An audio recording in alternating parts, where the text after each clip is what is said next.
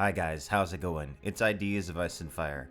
I haven't talked about the Dune 2020 movie in a while, so I decided that I would make this video because I read a really interesting article recently, and I'm going to read it here for you guys. So this is IndieWire.com, and the title of this article is Fear Not! Dune fans, Denis Villeneuve's 2020 epic will honor everything about the novel. So, David Dastmalchian, who is playing Pieter de Vries in the movie, is good friends with Denis Villeneuve in real life. And based on his conversations with the director, he is saying that Dune 2020 will be true to the spirit of the source material. So it says here in the article, Denis Villeneuve promised Dune fans in November 2017 that his upcoming film adaptation of Frank Herbert's landmark science fiction novel would not be anything like David Lynch's 1984 movie. And the director really means it, according to his frequent collaborator, David Dastmalchian. So I have seen David Lynch's Dune movie from 1984. I've seen both the theatrical release and I've seen the extended cut, and there are problems with both. More so with the theatrical release.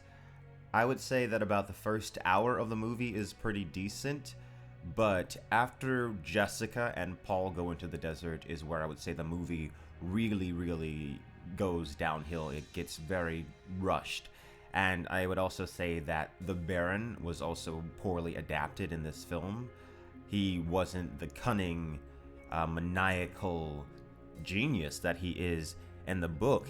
David Lynch just kind of turned him into this cartoon villain that was literally flying around, which I guess was just a bizarre interpretation of the suspensors that the Baron is said to have in the book that hold up his tremendous weight.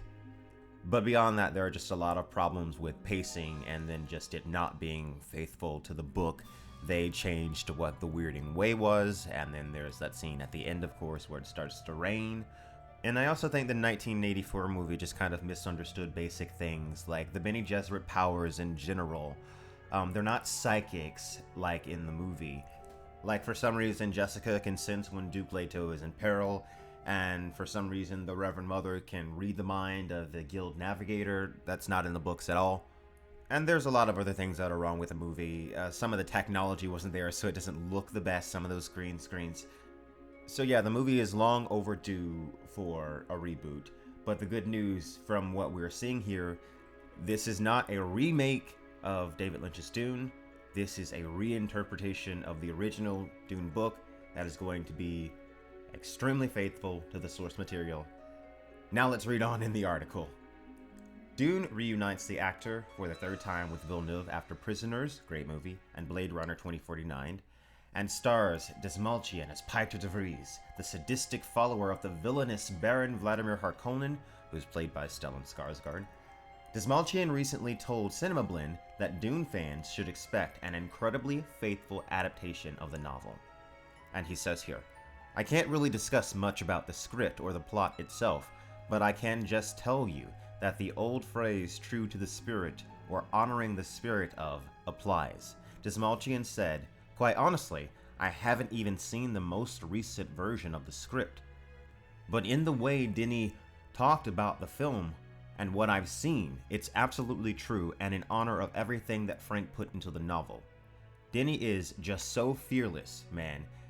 He makes choices and then he goes into the places that we need right now as audiences. Alright, so that's very promising. I've said it before on this channel, I think Denis Villeneuve is one of the greatest modern directors. And it's great that he seems to have so much passion for this project, because I'm always looking for art that pushes boundaries and gives us a new way to look at things. And I think Denis Villeneuve is the perfect person to take this legendary, influential book and recreate it for a modern audience in a way that makes them think, in a way that challenges them and also entertains them. I know I talked about Game of Thrones a lot on this channel, and I feel like Game of Thrones Season 8 really missed an opportunity with the most popular show. They had so much power in their hands, they missed an opportunity to alter the collective unconscious of mankind, everyone that was watching at that time. They could have said something important and special because you have so much power with this platform and with big movies like this and big TV shows like Game of Thrones, and it's a shame not to say something with that, or at least try to. And it's great that this isn't lost on Denis Villeneuve. The article continues.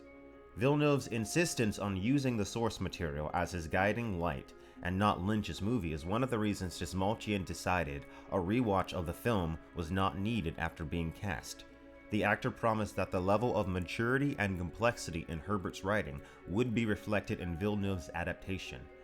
And the article ends with Dastmalchian saying, "I am so grateful and excited to be a part of Denis' vision. I think that he is one of the greatest filmmakers of our time and any time, and I believe what he is doing here is just going to take people to a whole other place.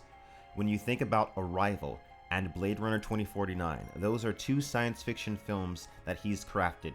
You see his gift for telling stories that are visually stunning, but that are also rooted in really complex ideas and really fascinating characters."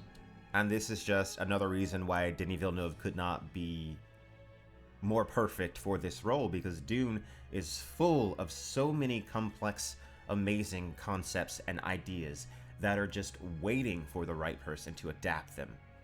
And when I think about Arrival and I think about Blade Runner 2049, his other two films, I think about scale. Even in Arrival, though that movie mostly takes place on this little military camp base, it feels global. It feels like this is happening everywhere. Aliens have come down and this is an entire worldly event. Villeneuve is so great at creating that sense of magnitude and weight, and that is exactly what a good Dune movie needs. If you haven't seen his other movies, especially Arrival and certainly Blade Runner 2049, just even watch the opening of that just to see how grand and huge the world seems right from the beginning. Definitely check both of those films out and check out his other films as well. As I've said before, we have really lucked out that we have a director that cares about the source material, because a lot of times this is not the case. Look at the X-Men movies. They don't give a rat's behind about what's written in the comics. Denis Villeneuve has respect for the book, and that is what matters. I know ever since Jodorowsky's Dune documentary, everyone has been really hyped about Jodorowsky's movie version of Dune that never existed. But honestly, I'm glad that it never existed, because Jodorowsky, I don't really think respected the novel that much, and if he had produced a Dune movie, this is my opinion, it wouldn't have been Frank Herbert's story, because I have seen the documentary, and I have seen the things that he wanted to change. He would have turned it into a completely different thing, and it would have been Joe Dorowski's Dune, but it wouldn't have been Frank Herbert's Dune, and I don't know if it necessarily would have captured the themes and ideas that Frank Herbert was trying to portray. It would not have been what was written. It would not have been close to the source material. Alright guys, that's all I got for you today. Filming began on Dune 2020 several weeks ago, and it's moving forward. We still don't know who plays the Emperor yet. I'm hoping for Charles Dance. I got my fingers crossed that Charles Dance comes in, and they say he can play the Emperor. I think he would absolutely kill it. But so far things are looking pretty great. Check the Dune 2020 playlist on my channel for more videos on the upcoming movie, and check the regular Dune playlist on my channel for Dune lore videos. Thank you guys for watching.